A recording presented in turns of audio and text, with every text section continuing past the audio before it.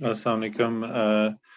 Today we'll be starting from Surah Al-Falaq. I have not found the document in my phone, which I normally use my phone. I just will be doing it in, it should be there in two minutes. Just, I ask everyone patiently, just wait for 2 minutes. Jazakumullah.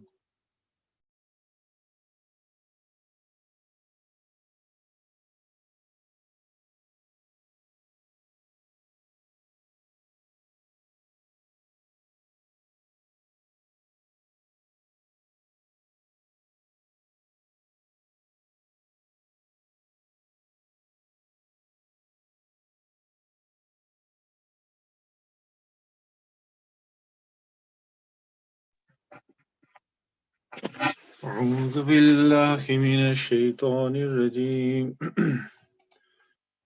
بسم الله الرحمن الرحيم قل أعوذ برب الفلق من شر ما خلق ومن شر غاسق إذا وقب ومن شر النفاثات في العقد ومن شر حاسد إذا حسد.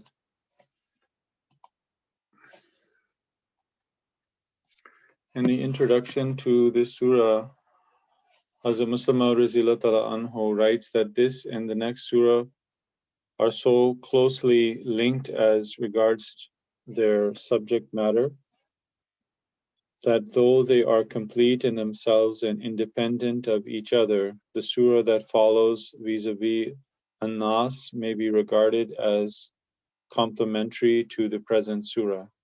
This surah deals with one aspect of the same subject, while the next surah deals with the other.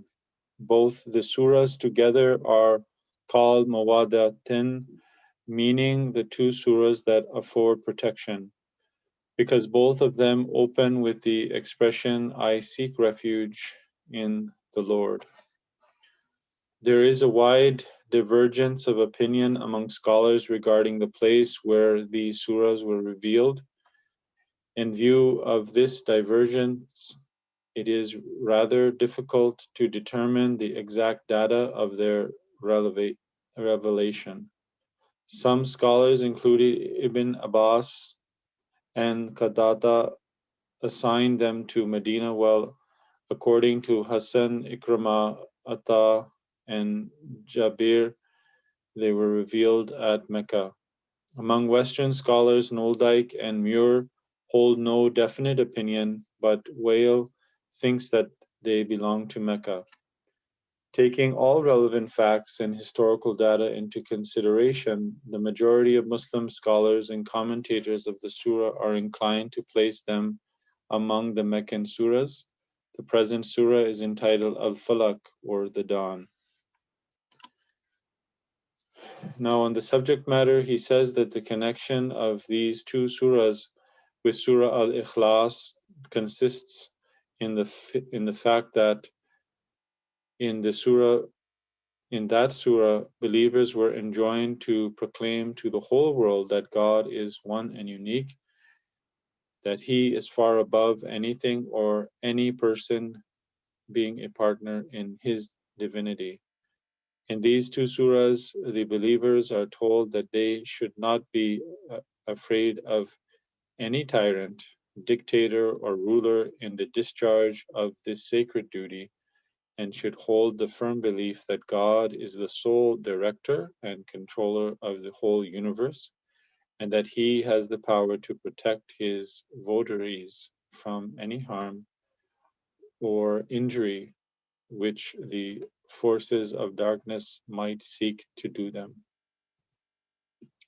Though constituting an integral part of the Quran, these two surahs may be regarded as forming a sort of epilogue to it, or a summary. The main body of the Quran seems to end with Surah Al-Ikhlas, which recapitulates, as it were, in a nutshell, the basic Quranic principles. And in these two surahs, believers are enjoined to seek divine protection against deviating from the right path and against the mischief and evils which might adversely affect their material well-being and spiritual development.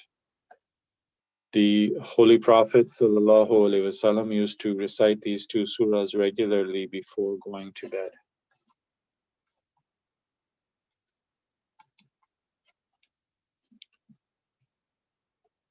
Bismillahir Rahmanir Rahim. In the name of Allah, the Gracious, the Merciful, au nom d'Allah, le Gracieux, le Miséricordieux, Allah ke naam ke saath, jo be-intaha, रहम करने वाला, बिन मांगे देने वाला, और बार-बार रहम करने वाला है. So here, the first Arabic word is bi, which is translated in English as with. En français, au, Urdu mein saat. Then the next Arabic word is ism. This is translated as name in English. En français, nom, Urdu mein naam. And Allah is the same. Ar-Rahman is translated as gracious. En français, le gracieux, Urdu mein rahm karne wala. And Rahim is merciful in English. En français, le miséricordieux, Urdu mein bin mange dene wala, bar bar rahm karne wala.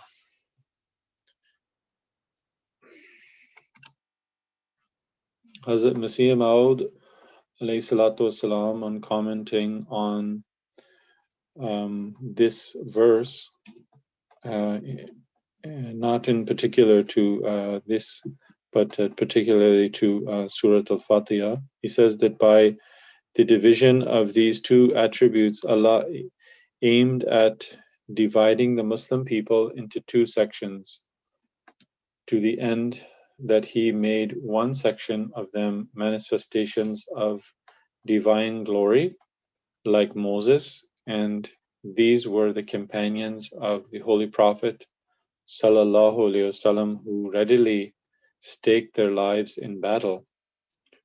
And He made the other group of them like Jesus, the manifestations of divine grace, and made them tender-hearted and put peace in their minds and trained them in excellent moral qualities. This group is the promised Messiah and those who follow him, women and men. Thus was fulfilled what Moses had predicted, and also what Jesus had foretold in his sayings, and thus was fulfilled the promise of the most powerful Lord. Moses foretold about the companions who were to be representatives of the attributes of Muhammad, our chosen prophet, and reflections of the glory of God, of Allah, the Supreme, in the words, they will be unyielding against the disbelievers, chapter 48, verses 30. Jesus foretold about the others from among them and about the leader of this religious group, the Messiah, the manifestation of Ahmed, the compassionate, the forbearing, and the source of the grace of Allah, the compassionate, Rahim, and forgiving, in the words like a seed that sends forth its sprout, which delights the tiller. Each of them prophesied in terms of his own individual affinities, each selecting the group that represented his own traits and excellent moral qualities. So again, this is another commentary of the promised Messiah on Rahman and Rahim, or the ayat Bismillahir Rahmanir Rahim, but in particular about the attributes of Allah and how in which they reflect in the companions of the Holy Prophet Sallallahu Alaihi Wasallam and his champion, which was prophesied, the promised Messiah, who would be his greatest of followers. And the promised Messiah also, followers would also reflect in them the the attributes of Allah, in particular Rahim. So the lesson that we learn from this is that we, being the Muslims, we should realize when we recite our prayers and we recite, whenever we recite Bismillah ar-Rahman ar-Rahim, we should always remember that the attributes of Allah are not just to be remembered and to be sought after, that we should seek the protection or help or any other means for Allah, from Allah, but we should ourselves also try to embody in ourselves these characteristics in our daily life.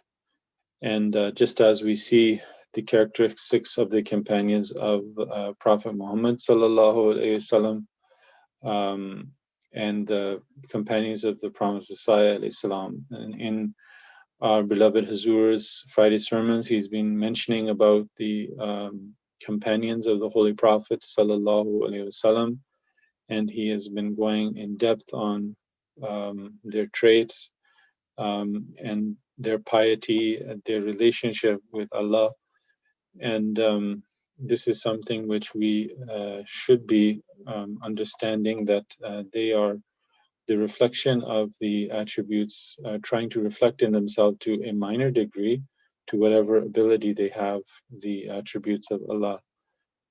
Although limited, and in any way, as we learned in Surah Al-Ikhlas, that man is distinct from his creator, or because all of his qualities are limited.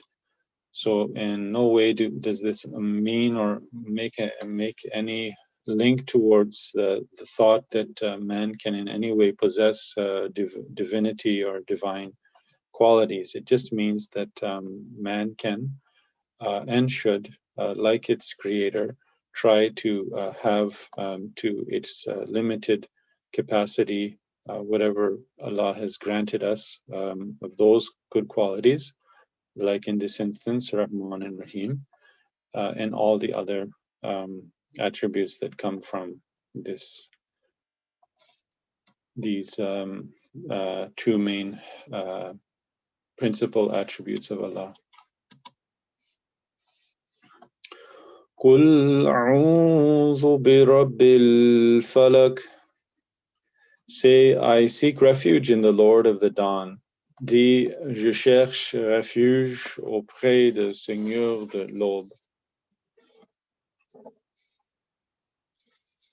तो कहते कि मैं चीज़ों को फाड़ कर नई चीज़ पैदा करने वाले रब की पनाह मांगता हूँ. So here the first word in Arabic is qul. This is translated as say in English, and en français dis. Urdu mein keh de. And then the next word is a'udhu. This is I seek refuge. Je cherche refuge. Urdu mein main panah mangta hoon. Be, and so the next word is be, is with, en français auprès. Urdu mein saat. So we seek, Allah is asking, commanding that we should seek refuge with who? Rab. The Rab is Lord on English. En français, Seigneur. Urdu mein Rab.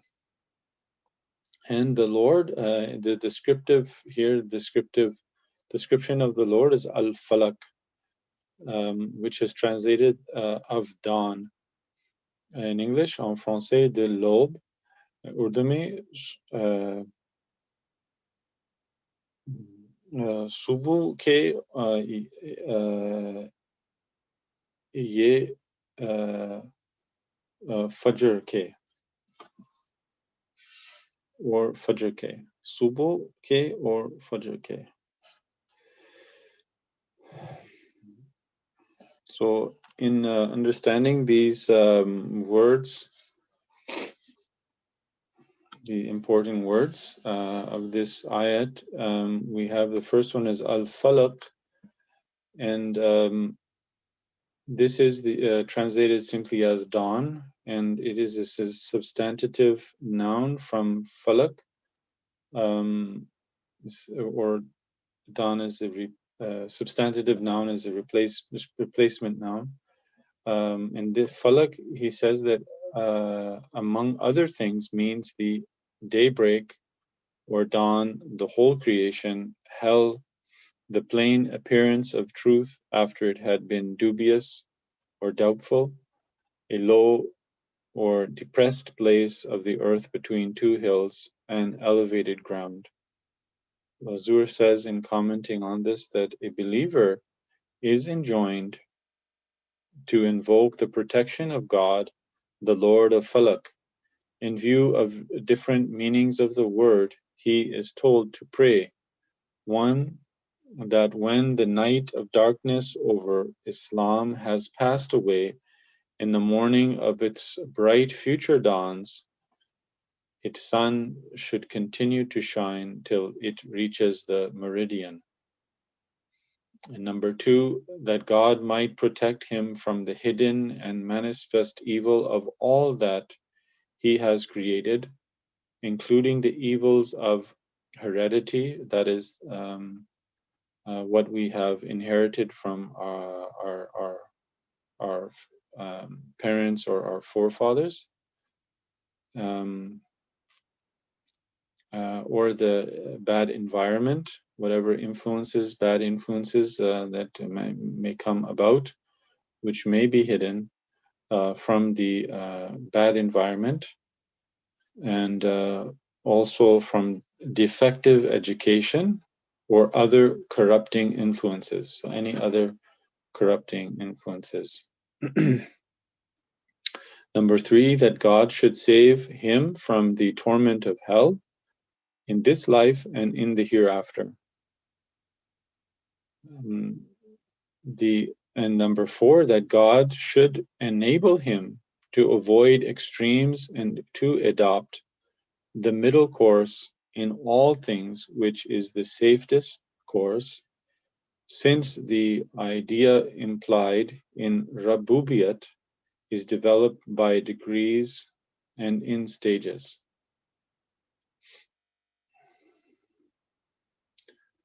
So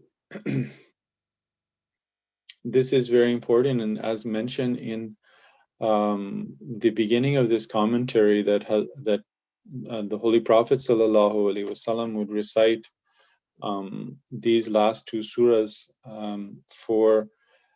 before going to bed, and these surahs are a blessing for us. There are many things that can influence us in our life. They can influence us even when we are sleeping. We could have evil dreams. We could have evil suggestions come from our subconscious mind. And we can also, as I mentioned, these four things here that we try to protect ourselves from. So these surahs are particularly a great blessing for Muslims to have protection from the Rabbil Falak. That is the Lord of the dawn. So the Lord that will protect us from the darkness which had come or encroached upon us, and particularly being Ahmadis. And seeing that we have recognized the coming of the promised Messiah, والسلام, and that we have seen the actual fulfillment, not only believing and not only accepting the message, but we've seen in practicality the signs of Allah, meaning that the successors of the promised Messiah have come and we are among the successorship that is Khilafat, and we are in that blessed system of Khilafat, which is a shining sign of the rising of the sun again on Islam. And we should be praying that that fullness of that sun and brightness comes for the Muslims in general, and we be protected from the effects of that night that overspread the whole Muslim Ummah. And we should be particularly eager that we be part of that transformation for the betterment of the Muslim Ummah in the whole world. Inshallah, I'll continue this commentary in my next class. I apologize again in the beginning. It seems as though we think we are prepared. I did have this prepared on my phone, and because of the technology, sometime we make some small errors and they take too much time. I apologize for that. Jazakumullah. Assalamu alaikum wa rahmatullah.